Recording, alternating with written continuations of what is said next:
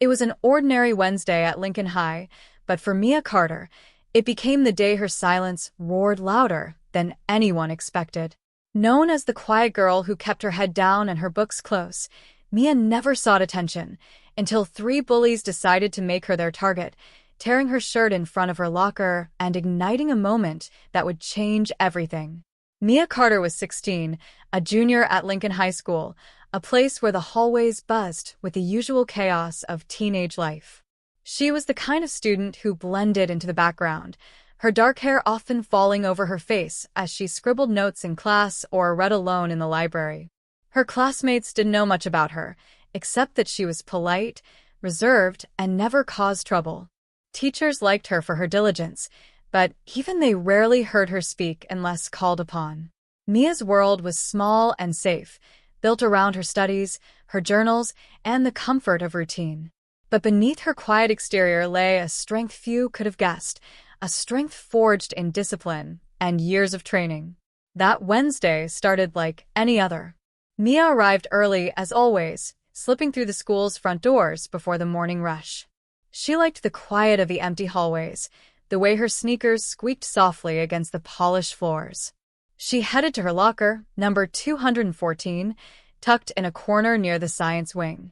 It was her ritual. Unlock, grab her books, and head to first period before the crowds arrived.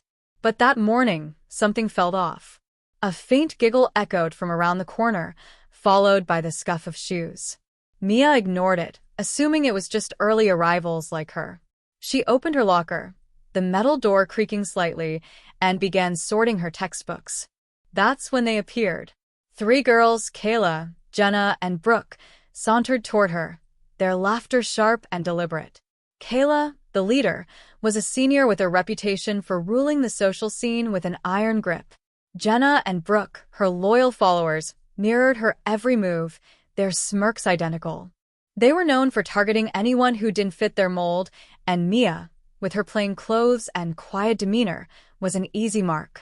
The trio had been watching her for weeks, tossing snide comments in the halls or accidentally bumping her in the cafeteria. Mia had always ignored them, hoping they'd lose interest. But today, they wanted more than a reaction. They wanted humiliation. "Hey, Mia," Kayla drawled, leaning against the locker next to hers. "Nice shirt. Did you get it from the thrift store's clearance bin?" Jenna and Brooke snickered, closing in on either side. Mia's hands froze on her biology textbook. She kept her eyes down, her heart picking up speed. She didn't answer, hoping silence would make them leave. It didn't. Kayla stepped closer, her voice dropping to a mock whisper. "What's wrong? Too shy to talk? Or just embarrassed you look like that?" Mia's cheeks burned, but she stayed quiet, pulling her book to her chest. She tried to sidestep, but Brooke blocked her path, her grin wide. "Where you going?" "We're just getting started." The hallway was still empty, the first bell 10 minutes away. No teachers, no witnesses. Just Mia and the three girls circling her like predators. Kayla reached out, tugging at the sleeve of Mia's faded blue button-up shirt. "This thing's practically falling apart. Let's help it along, huh?" Before Mia could react, Kayla grabbed the collar and yanked. The fabric tore with a loud rip, exposing Mia's shoulder and part of her bra strap. Jenna gasped, then burst into laughter, while Brooke clapped like it was a performance. Mia's book fell to the floor, her hands flying to cover herself. Her face was a mix of shock and shame. Her eyes, usually so guarded, flashed with something else. Not tears, but fire. The bullies didn't notice. They were too busy high-fiving, Kayla tossing the torn fabric to the ground like it was trash. "Oops," Kayla said, her voice dripping with fake innocence. "Guess you'll need a new one. Maybe borrow one from the lost and found." The three laughed again, stepping closer, feeding off each other's cruelty. They expected Mia to cry, to beg, or to run. They didn't expect what came next. Mia's when something in her snapped, not into panic but into focus. Her breathing steadied, her hands dropping to her sides. She stood straighter, her eyes locking onto Kayla's. For the first time, Mia's voice cut through the air, low but clear. "Back off. Now." The command was so unlike the quiet girl they knew that the trio faltered, their laughter dying. Kayla recovered quickly, stepping forward with a sneer. Or what? Gonna tell on us? Go ahead, freak. Kayla reached for her again, aiming to shove her against the lockers. But Mia moved faster. In one fluid motion, she grabbed her wrist, twisted it just enough to unbalance her, and executed a perfect judo flip. Kayla's body hit the floor with a thud, her gasp echoing in the suddenly silent hall. Jenna and Brooke froze, their mouths open, as Kayla scrambled to her knees, her face a mix of pain and disbelief. "What the hell?" she sputtered. Mia stood calm, her stance relaxed but ready, her torn shirt hanging loosely. "I said back off," she repeated, her voice steady. Jenna, trying to play tough, lunged forward, swinging a clumsy punch. Mia sidestepped, caught her arm, and used her momentum to send her stumbling into Brooke. The two collided, nearly falling, their confidence shattered. Brooke, now pale, raised her hands in surrender. Okay, we're done," she stammered, backing away. Kayla, still on the ground, glared up at Mia, but the fight was gone from her eyes. She muttered something under her breath, scrambling to her feet and retreating with the others.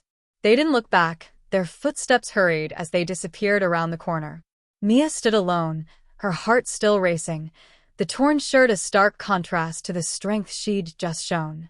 She picked up her book, closed her locker, and headed to the bathroom to pin her shirt together before class. The first bell rang, and the hallway began to fill, none of the arriving students aware of what had just happened. Word of the incident spread like wildfire. By lunch, whispers followed Mia through the cafeteria. "Did you hear? That quiet girl took down Kayla and her friends." Some students stared, others nodded in quiet respect.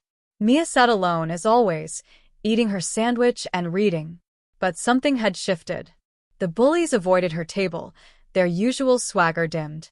Teachers, catching wind of the story, kept a closer eye on the trio, though no one had proof of what happened. No cameras in that corner, no witnesses willing to talk. Mia didn't seek the spotlight. She didn't boast or explain herself. But those who knew her story began to see her differently. Her classmates started saying hi in the halls, and a few even asked about her judo training. Mia answered briefly, mentioning she'd been practicing since she was 8, taught by her uncle, a former coach. She didn't elaborate, but the details painted a picture. Years of quiet discipline, of learning to channel strength without aggression, had culminated in that moment at her locker. The bullies never bothered her again. Kayla, Jenna, and Brooke kept their distance, their reign over the school's social scene quietly fading. Mia remained the same, studious, reserved, her nose often in a book. But now, there was an unspoken respect around her, a recognition that the quiet girl wasn't weak, just choosing her battles. For Mia, that Wednesday wasn't about revenge or proving a point. It was about standing up, not just for herself, but for the part of her that refused to be broken. As the weeks passed, Lincoln High returned to its usual rhythm, but Mia's story lingered. It became a quiet legend, shared in hushed tones by freshmen and seniors alike. Not a tale of violence, but of resilience, a reminder that strength doesn't always shout. For Mia, life went on. She studied, she trained, she wrote in her journal. And in those pages, she reflected on that day, not as a triumph, but as a moment when she chose to be seen, if only for a second, before slipping back into the comfort of her quiet world.